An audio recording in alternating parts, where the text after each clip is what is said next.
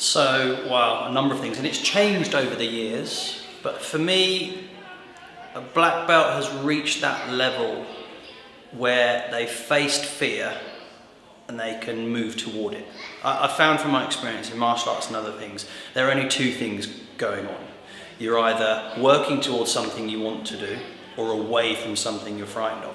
And most people are then handicapped by their fear.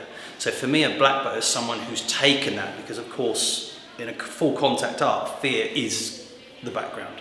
And they've taken that and they've come toward it and they've started to overcome it. So black belt is someone who can just face that, keep coming, and they get used to the fear and it doesn't handicap them anywhere in their lives anymore. So probably that's, for me now at 45, after being in the game 25 years, that's what it means to me.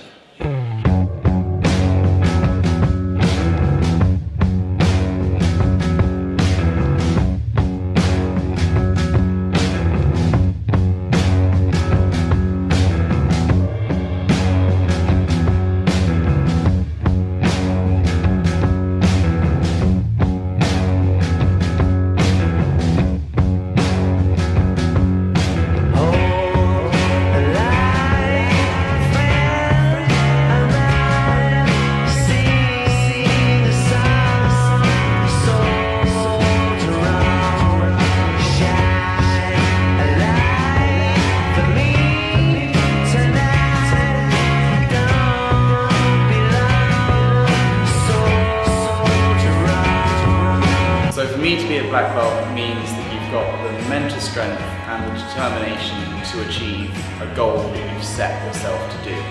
And I think that's not just applicable to karate, but to anything else in life that you really want to get to. And I think that going for your black belt really epitomises that and will help you and set a foundation for you to go and achieve goals later on.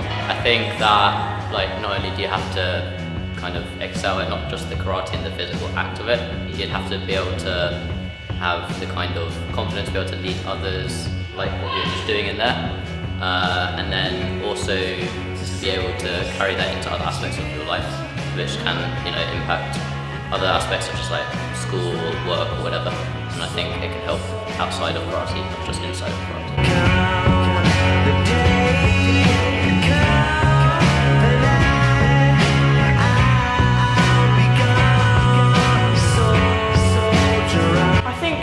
Black belt was something I always thought of as kind of the ultimate goal, but now it's more something that's almost a symbol of almost adversities faced along the way and things that you've overcome, because black belt is not something that a lot of people reach.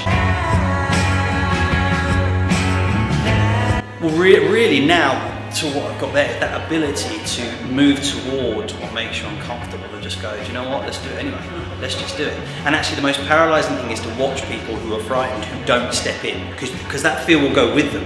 So over the years, I've just learned, it started off with my tennis days when I was a tennis player before, and fear overtook my career.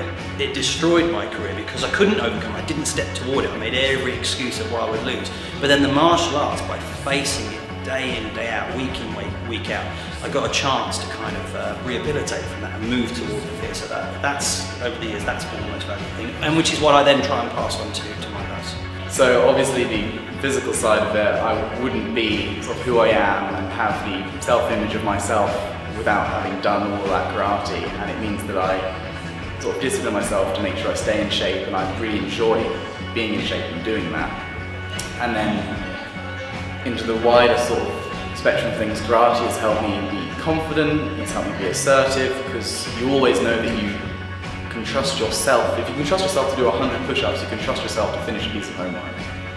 So it's helped me set a base that I can always rely on. Most recently I'd say it's kind of, overcoming adversity is a bit dramatic, but I think, finding a challenge and then being able to push through it, and commitment as well. So having to work hard for these past few months to be able to train physically and mentally to do this black belt grading. So, and those things you can carry into other aspects of your life as well. So that's what I think. I think, especially being a girl, as there aren't as many obviously that have reached the higher grades, confidence more than anything. I think kind of building up through Matt's philosophy of small wins kind of builds up that kind of confidence, in the sense that if you are determined or kind of try anything, as much as your hard work, you will get the end result.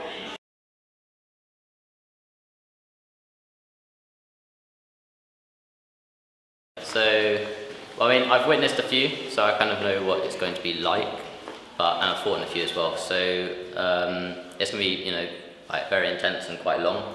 I mean, we've done a lot of work with fitness, and that's obviously one of the major things in the lineup is the fitness side of it, more than anything, because if you're fit physically, then it's more a mental thing, rather than a physical kind of, I don't know, when your body kind of gives up, that's then down to you as mentally. But yeah, we've done a lot of fitness stuff, feeling okay about it, I guess, not hugely, like, I wouldn't say I was hugely confident, but gonna pretend to be. Training in terms of like fitness and also technique, I've got like a lot of like solid techniques I feel I can use like throughout, which can, and then also even if the fight gets taken to the ground or in the clinch, I'm confident in those areas as well. So I feel I've covered a lot of bases, and I'm probably in the like best conditions to be fighting for my black belt as I've ever been. So.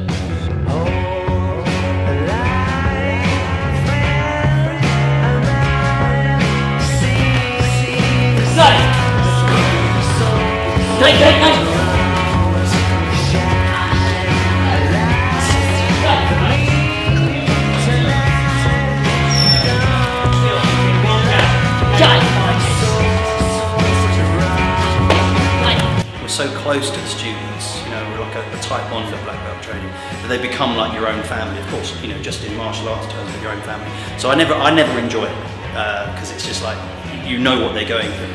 But all I can say to them, the fear is there regardless. You just have to now crack on, bow, fight, and let life take on. It's going to be what it's going to be, and just get on with it. Don't moan, get on, fight.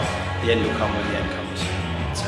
Yeah, if I was to give a piece of advice, it would be to believe that you can do it, and even when you don't think you can do it, don't think, just do. Don't think about doing your lineup, just do it. It'll come, you've practiced it enough, just do it.